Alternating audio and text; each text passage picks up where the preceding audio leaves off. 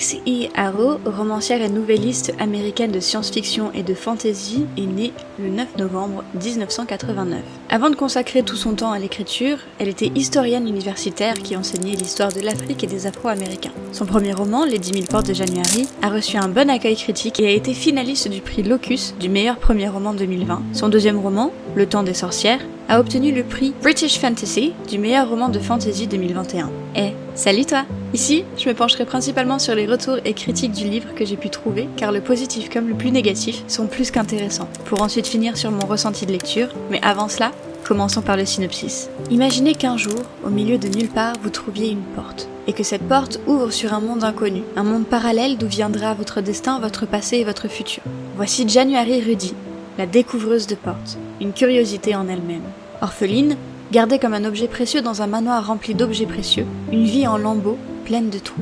Et puis un livre, soudain, découvert par magie, un livre fascinant, tout imprégné du parfum de l'aventure, qui relate l'étrange histoire de 10 000 portes secrètes qui jalonnent le monde. L'étrange histoire du monde de l'écrit. Une histoire semée d'embûches, mais étroitement tressée à la sienne. Car January ne le sait pas encore, mais tout ce qui s'écrit devient vrai.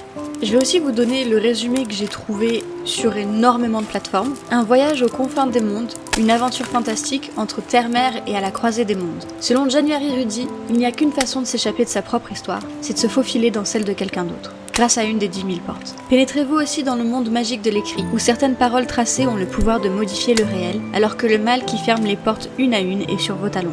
Attention, la magie vient toujours avec un prix. Alors comme dit précédemment, on va plus passer de temps sur les avis que j'ai pu recueillir lors de mes recherches avant de passer sur le mien, tout simplement parce que ces avis-là donnent un poids et un intérêt très important au livre et à sa lecture, je trouve, et permettent de faire une deuxième lecture, une analyse un tout petit peu plus poussée, et surtout permettent de mettre pas mal de mots sur mon ressenti personnel suite à ma lecture. Vous allez comprendre pourquoi. On commence donc avec les avis qui sont plus positifs, et on commence avec un passage du site Sometimes a Book que je vais vous citer. Je dois dire que je ressors de cette lecture avec une vague sensation d'étonnement. Les 10 000 portes de January me semblent être loin du récit vendu de premier abord par le résumé. Il comporte de nombreux défauts que j'ai objectivement repérés au cours de la lecture et pourtant il est aussi mystérieusement envoûtant. J'ai été très facilement entraînée par cette histoire qui est bien plus une histoire de famille et de quête identitaire qu'une histoire de portes fantastiques, comme le résumé trompeur le laisse penser donc. Je ressors ainsi de cette lecture divisée, j'ai adoré le lire, et n'est-ce pas là le plus important? Et pourtant, je pense que son souvenir me laissera une sensation plus mitigée, peut-être à cause d'une fin qui ne m'a pas complètement convaincue. Sur ce retour-là, je me retrouve totalement. Mais continuons.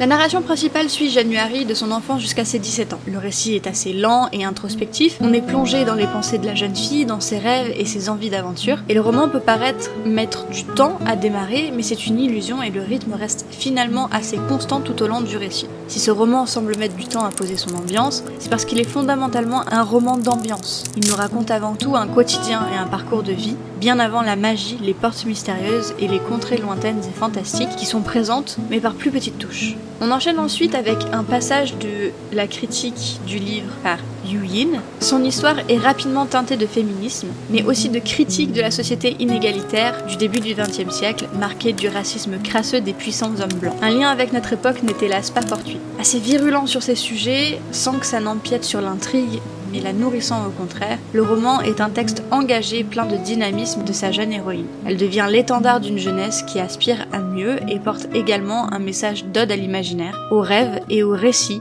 comme source d'aventure mais aussi de changement et de révolte. Car oui, la magie dans ce roman vient des mots et de notre capacité à croire à l'impossible. Un joli message pour une autrice d'imaginaire qui rend hommage ici à de nombreux récits de genre qui aident à minima à sortir d'un quotidien difficile et à nourrir nos rêves.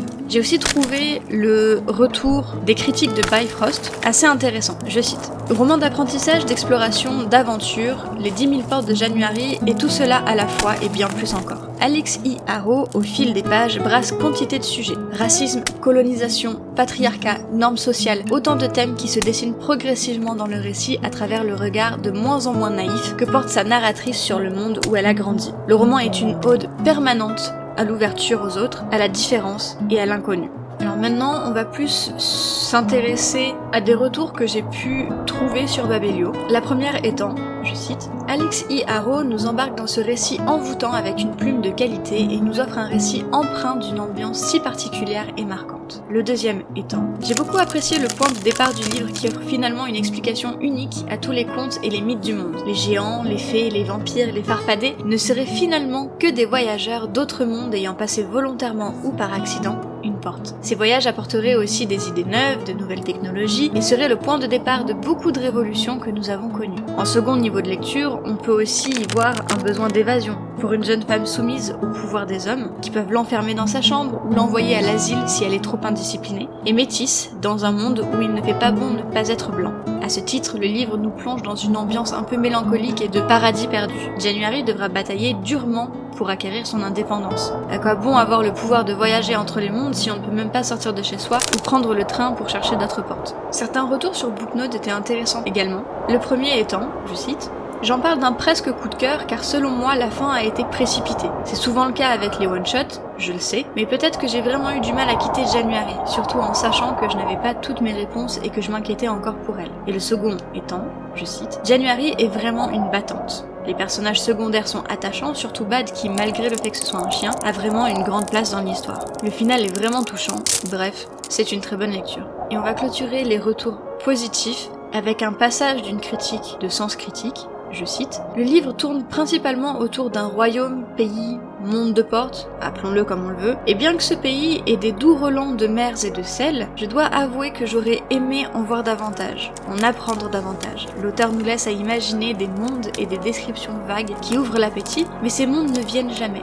Dommage. On a donc un peu la déception des 10 000 mondes, qui se révèlent finalement bien peu. Ce qui me fait une belle passerelle pour enchaîner sur les avis un peu plus négatifs sur le livre, que pour le coup je trouve bien plus intéressant que les avis positifs, parce que les avis positifs s'arrêtent entre grosses guillemets à une simple appréciation du livre. J'ai très souvent retrouvé les mêmes choses, et pour vous en parler, j'ai trouvé 2 retours sur Babelio qui regrouper toutes les critiques que j'avais pu retrouver. La première étant, je cite, « Ce livre n'est pas ce à quoi je m'attendais en lisant la 4e de couverture. Je pensais lire une aventure où une héroïne voyage de monde en monde à travers des portes. En fait, durant plus de la moitié du livre, on entend parler de ces portes sans les voir en action. On voit notre héroïne aimer son père biologique, ce qui est normal, oui, mais elle n'a aucune relation avec lui en dehors de quelques cartes postales. On pourrait même dire que Monsieur Locke est son vrai père. C'est lui qui l'a élevé, jour après jour, alors que son père était absent. Donc malgré tous ses défauts, ça ne peut pas être aussi simple de se détacher de lui, il me semble. En tout cas, cette relation était intéressante et aurait gagné à être explorée avec plus de nuances, comme d'ailleurs le personnage de Locke dans son ensemble.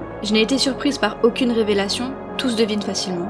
Certaines décisions de l'héroïne qu'on ne peut attribuer qu'à de la stupidité m'ont fait lever les yeux au ciel quelquefois aussi, et on peut ajouter à cela quelques incohérences. Par exemple, si elle a le pouvoir de faire en sorte que ce qu'elle écrit se réalise, pourquoi se contenter d'écrire « elle ouvre la porte » au lieu de « elle est dehors », voire même « elle est devant son père ». Parce que sinon l'histoire était réglée en 5 minutes, oui, mais alors, il aurait fallu expliquer comment fonctionne ce pouvoir, quelles sont ses limitations, parce que sinon, la logique m'échappe. Par contre, je n'ai pas compris cette insistance à décrire une fille métisse comme un entre-deux, d'une couleur indéfinissable. Enfin, il faut vraiment qu'elle n'ait aucun noir dans son entourage pour ne pas savoir que nous sommes une palette de couleurs, mesdames et messieurs. Enfin, ce livre n'est pas mauvais, l'autrice a une jolie plume, il y a des aspects poétiques philosophiques, mais il aurait pu être mieux. Il y avait de quoi faire. Et le second étant la lenteur du récit. Il ne se passe pratiquement rien avant le dernier tiers du roman. J'avais envie d'action, de voir les personnages se faire bousculer et évoluer, que les portes soient exploitées avec plus de force, mais rien. Mis à part le dernier chapitre qui montrait enfin un peu d'audace, je me suis ennuyée. Bon, ennuyer ici, c'est un mot un petit peu fort, hein. On va pas jusqu'à s'ennuyer à la lecture du livre. Le potentiel était là. Une quête, une recherche d'identité, la possibilité de découvrir d'autres mondes, une lutte contre des antagonistes mystérieux et sournois, mais les 10 000 portes de January restent un récit assez plat. Même l'idée d'exploiter la vie d'une jeune métisse dans une Amérique du début du XXe siècle tombe à l'eau. Tout est dilué, trop stéréotypé, et il y a même un acharnement sur January que j'ai eu du mal à comprendre. Pourquoi faire autant subir à une héroïne qu'on ne fait pas évoluer? Il y avait matière à donner un aspect plus politique à l'histoire, mais là encore, ce point est survolé. À aucun moment de l'histoire, je n'ai trouvé notre héroïne sympathique ou attachante. Elle est omniprésente et pourtant impossible de vraiment la comprendre, de saisir sa psychologie. Elle est un personnage à peine effleuré qui se laisse balloter par les événements. J'ai même eu l'impression à certains moments d'avoir été flouée sur cette héroïne que l'auteur dépeint comme une jeune femme assez exceptionnelle. Bad ou Jane ont bien plus de volume pour moi et ce sont pourtant des personnages secondaires. Difficile à partir de là d'entrer dans l'histoire. Sans attachement, pas d'empathie. Et j'ai du mal à être spectatrice dans mes lectures. Alors évidemment, les avis sont un peu forts, mais ça donne une bonne idée de la nuance d'émotion que peut donner ce livre. On va donc finir rapidement avec mon avis. Parce que j'ai aimé ma lecture, je l'ai vraiment aimé, mais j'en reste mitigée. Le point le plus important que je retiens, c'est que le livre est très lent. On passe la majorité de notre lecture à vouloir qu'il se passe quelque chose, et quand ça arrive, on se retrouve tellement pris aux tripes qu'on est presque à souhaiter que rien ne se soit passé. Mon dilemme est donc de ne pas savoir si la lenteur du livre fonctionne ou non. Par contre, il y a des personnages si ignobles que j'ai adoré les détester, tout comme j'ai adoré aimer le personnage principal et les personnages secondaires, auxquels je me suis beaucoup attachée. Et je partage aussi l'avis de beaucoup de lecteurs que j'ai pu croiser sur Babelio. Tout ce que j'ai pu dire, dans le positif comme dans le négatif, dans la très grande majorité, je suis d'accord avec ça. Je retrouve mon avis et mon expérience de lecture dans ces commentaires-là. Je ne peux donc que vous conseiller chaudement cette lecture pour que vous puissiez vous en faire votre propre avis. Et cette découverte restera une excellente découverte à mes yeux, même si en y repensant, je garderai ce sentiment doux amer.